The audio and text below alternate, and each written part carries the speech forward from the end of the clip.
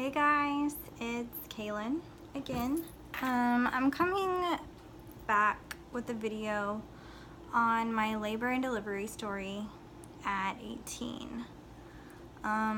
It's kind of a long story and it'll probably be a little TMI. So if you're not into TMI, I would be like, let's get out of this video. I had a pregnancy, a miscarriage at 16, which that whole story is in my other video, so if you want to check that out, go. But this one has to do with my son being born. He is gonna be 5 on October 9th. He's doing great now, so I just want to put that out there. But whenever he was born, we did have little complications. And like I said, it's gonna be very lengthy. So have a little time to watch this video because I promise you wanna watch it.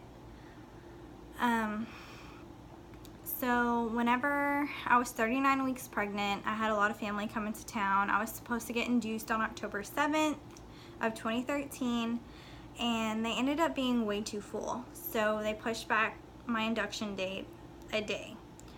I went in October 8th to my OB because that's when my next appointment was, and she checked me. I wasn't dilated at all. I wasn't effaced at all. But I told her, I was like, look, I had family come in town from like Dallas, like they drove hours to get here, so I need to have this baby, because if they have to go home, they can't come back until afterwards. So she scheduled my induction for that night at midnight for me to come in.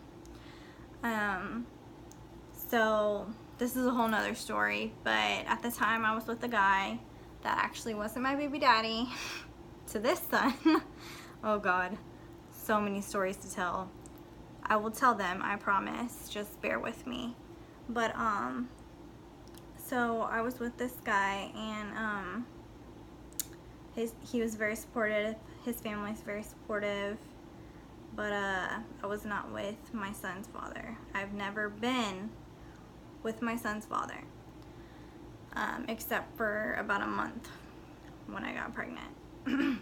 Anyways, so we go in at midnight, and they start me on the Cervidil, I think it's called, where they like put the pill or whatever it is inside you to dilate you. And they start me on that. At 8 o'clock in the morning, they start me on actual Pitocin. And I mean, when I was on the Cervidil, I was having contractions, like a little bit here and there, like nothing huge. When they started me on the Pitocin, you know, they started getting stronger. Nothing too horrible at all, honestly. And that was at 8 in the morning. So they checked me. I want to say they checked me twice before they broke my water. Honestly, it's a big blur because of pain meds, and it was just like an overall horrible experience in general. They started me on pain meds, and they gave me Stadol, which I don't know if any of y'all have ever had Stadol, but if you're in labor and you take Stadol, I promise you, you will not, you don't remember shit. Like, you're loopy, you fall asleep, you wake up, and it's like a whole big other story that you have no idea what is going on. So anyways, they checked me, I want to say like twice before they broke my water, and I was at a 4. And whenever the doctor came in and checked me, I was at a 4, so he decided to break my water. Or she, I don't know why I said he. She decided to break my water. And she did. After that, with being on the Pitocin and having my water broken, my contractions were hell. They were straight up hell. Like, I was in so much pain, and I was just like, get me the dang epidural. Like, I need that shit right now. Like, right now. So they called the anesthesiologist, and like I said, I was so like out of it from the Stadol. I want to say he came in within 30 minutes. Honestly, I don't know. I don't remember. So he came in and he put my epidural in, and I laid back, and like I was still feeling the contractions. Like it wasn't as intense, but they were still like, they hurt. Like they hurt freaking bad. And I kept telling my nurses, I'm like, I still feel the contractions. Like I still feel these the way I did before I got my epidural. And they were like, oh, you're feeling pressure. You're not feeling the contractions. And I'm like, no, dude, I'm feeling the contractions. I'm telling you. Well, I want to say around 8 o'clock that night. Keep in mind that I was like on Stadol and epidural pretty much that whole day. So 8 o'clock that night comes, and they're like, we're gonna take you off the Pitocin because you're not dilating any. I had not dilated past a 4 since 11 a.m. and it was like 8 o'clock at night. And they were like, we're gonna take you off the Pitocin, we're gonna let you rest for the night, and we'll start you on it in the morning. I'm like, okay. Well, come, I want to say like maybe 7:30 the next morning, the nurses come in. They're like, hey, we're gonna start your Pitocin again. We're gonna check you. I still hadn't dilated past a 4. So they start me on the Pitocin again. And immediately, I guess my son's heart rate was like irregular. I'm not really sure. Like like I was out of it. I was in a lot of pain because my epidural at this point had just worn completely off. I was getting contractions literally every 30 to 45 seconds. Like, and when I say contractions, I mean like they hurt. And you know, they're trying to tell me what's going on, and at the same time I'm just like, shut up, like I'm having a contraction. And so the nurse comes in and she's like, you're still not dilating. And this was at probably around 8:30. And I'm just like, I'm in so much pain. I'm just like, please just get this baby out of me. So what they do, because my son's heartbeat is irregular and because I'm in so much pain, they stick in what, like, through the vagina, TMI, they stick in this thing that goes in the top of their head that can like read their heartbeat better than I guess the monitor on your stomach. I don't know what it's called. I don't know why they do it, but that's what they did. So at this point, it's like 8:30, 8:45. In the morning on October 9th.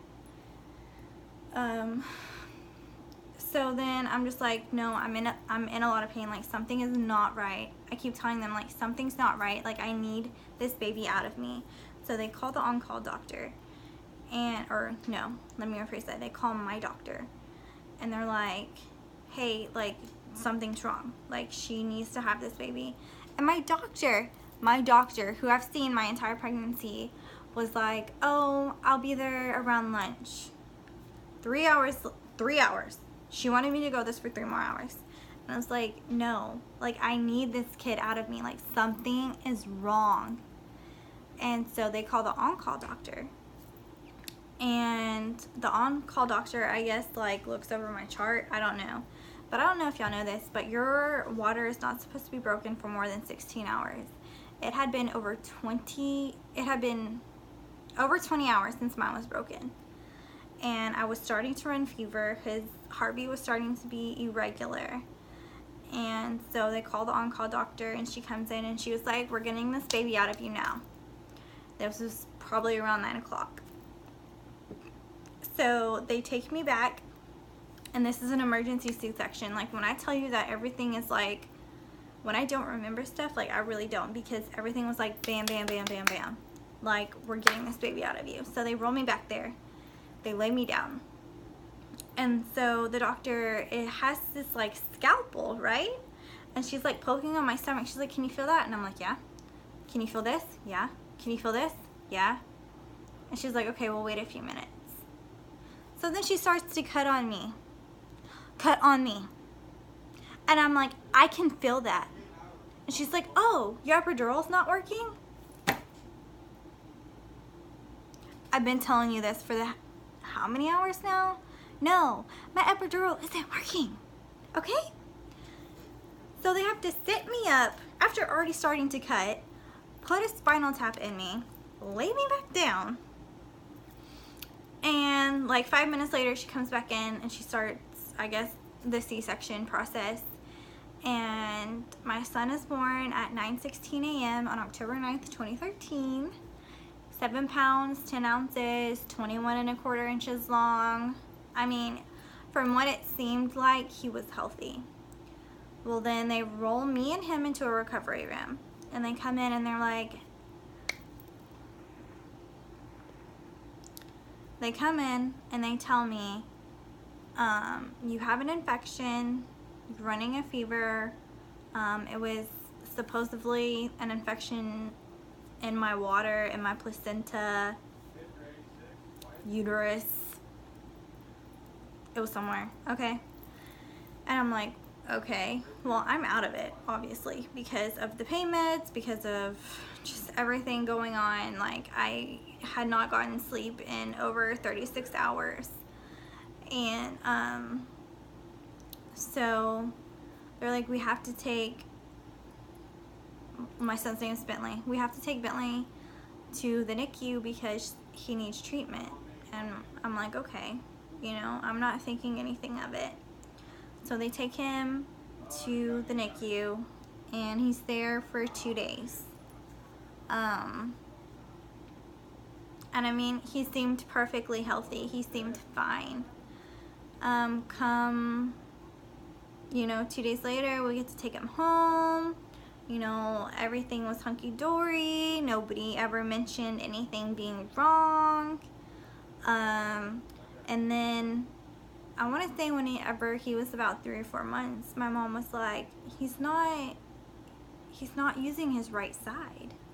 You know, he's not kicking with his right foot. He's not using his right arm. And I'm like, okay, you know, like, what's the big deal?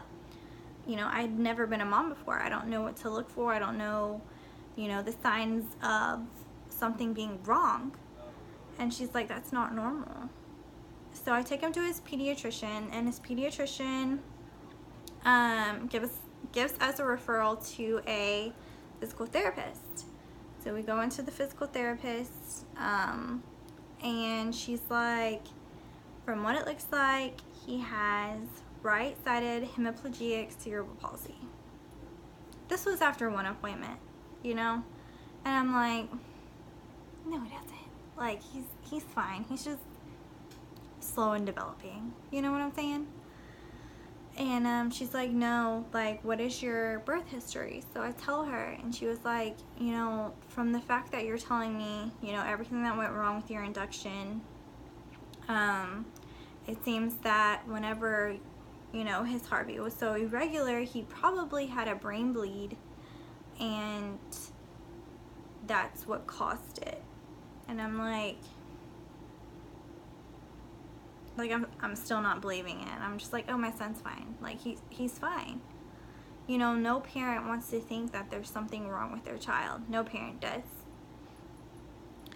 So she was like, I'm gonna refer you to a neurologist. And I'm like, okay, you know, no big deal. Well, keep in mind, he didn't see the physical therapist until we was 6 months. Well, once she referred me, it literally took until he was almost a year old for the neurologist to get us in. That's how common this stuff is, guys. Like, that's how crazy and common and scary this stuff is. So whenever he was a year old, we went to the neurologist, and they had to put him under so that they could have an MRI of his brain. So my little 1-year-old had to go under general anesthesia for over an hour to get an MRI of his brain. And we got the scans back, I want to say that day.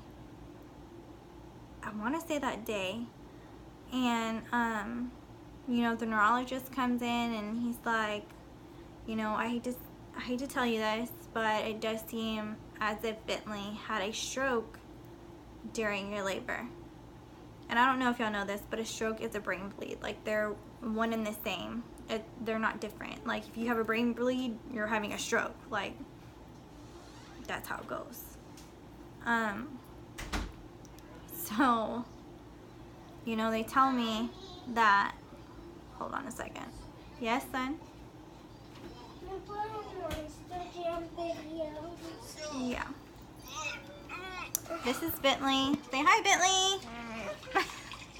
He's shy. Hold on one second. Monster Jam video's coming up. Mom, you're making a video. I am. Alright. Here you go. Now go lay down. You have school in the morning. Okay. Love you. Bye. So the doctor's like, you know, he had a brain bleed, a stroke, whatever you want to call it, during your labor, probably due to the infection, the lack of oxygen, and from how long your water was broken. And I mean, like, once he said that, like, I feel like it all just kind of sank in. Like, wow, like, my child has a disability. Like, my child will forever be affected because of a doctor's negligence. Like, I mean, if my doctor would have came in earlier, whenever she was supposed to, and delivered my child via C-section, via whatever, I mean, just gotten my child out of me, like, my child would not have had a brain bleed, my child would not have had a stroke. And although I am, you know, gung-ho on everything happens for a reason, it's hard to grasp as a parent that your child has something that could have been prevented otherwise. It's hard. I mean, I don't know how else to describe it. You know, his diagnosis is called right-sided hemiplegic cerebral palsy. That's what he has. And it's all because of the fact that a doctor just didn't feel like doing their job. And that's hard for me to grasp sometimes. I mean, he'll be 5 in a week. He will be 5 in a week. And although he, obviously, as you could see, he's doing great, you know, there's still stuff that he cannot do because of his disability. And it's hard for me. It's hard for me to grasp that concept. And I just want to put it out there to a lot of you moms that are struggling with maybe something like this, or struggling with, you know, should I be induced or should I not? I will tell you this, I will never be induced again. I mean, I do have my tubes tied now, whole nother story. We are thinking about getting them untied in the future to have another child, but I would never be induced again. I don't trust doctors anymore. I don't trust, you know, others' opinions. Like, a mom's instinct is so strong, and I believe in it 102%. You know, if you have a gut feeling about something, do something about it. That's all I have to say, especially when it comes to your children. I know the story has kind of gone everywhere and it's kind of off track at this point, but that was my labor and delivery story for my son at 18. I also have a daughter now who is one with a man that I am in love with completely and utterly in love with, and I would love to share our story with y'all. I would love to bring you into our family and let y'all know us, you know, personally, and on a level of, you know, maybe I can touch some of y'all's hearts. If you like this video, give it a thumbs up. If you want to subscribe, please do so. I appreciate y'all watching this. I know it's really long, I do, but I just appreciate every single view that I get, and I hope I touch someone's heart, and I hope I open someone's eyes, and I thank you all. So I hope you'll have a good night, because it's night here, and I'm trying to video this at night, so good night.